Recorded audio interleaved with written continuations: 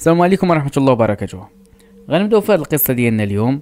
هذه القصة هذه اللي كانت وقعت لواحد الصديق في الصفحة ديالنا على الفيسبوك ورسلناها لنا. الآن غادي نسردو هذه القصة اللي تقريبا وقعت لي شي عامين هذه. نبداو على بركة الله. في واحد الليلة اللي كانت اللي هي مظلمة، تيقول بأنني كنت سيك طوموبيل ديالي راجع للدار من واحد الجمع ديال العائلة، كان بالليل،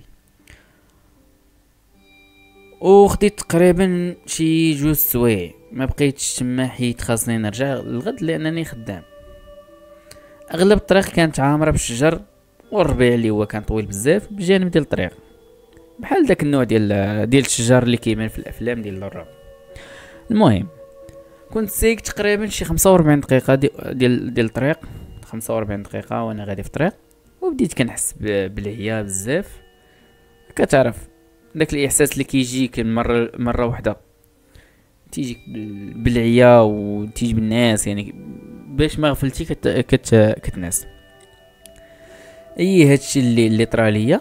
كنت عارف راسي ما غاديش نصبر بزاف، ولكن ما كنتش لاقي شي بلاصه اللي نوقف فيها، لان كانت الطريق كامله فيها شجار وفيها فيها الربيع.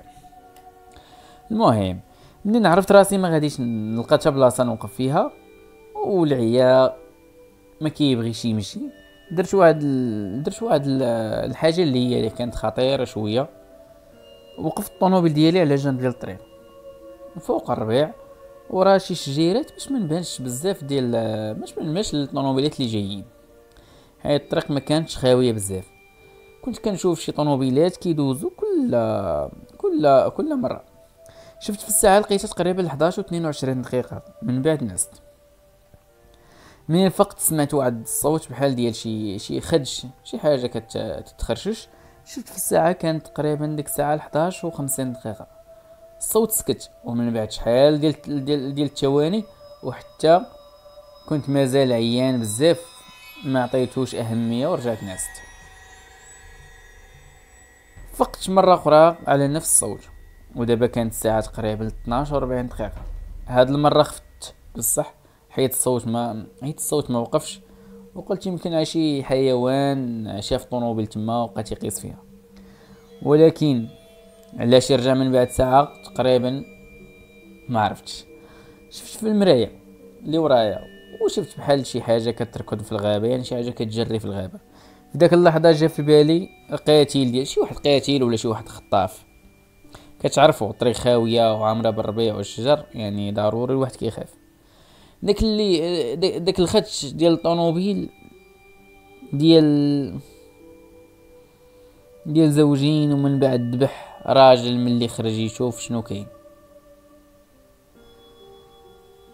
قلت فراسي مشكل هذا، وانا نمشي وانا نهرب دغيا.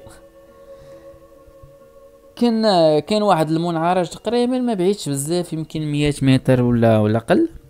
نظرت عليه لقيت طوموبيل اخرى واقفه تما على جنب ديال الطريق، والباب السائق كان محلول.